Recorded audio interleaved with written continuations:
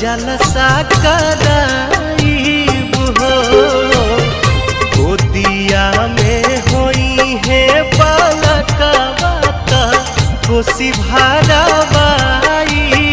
हो।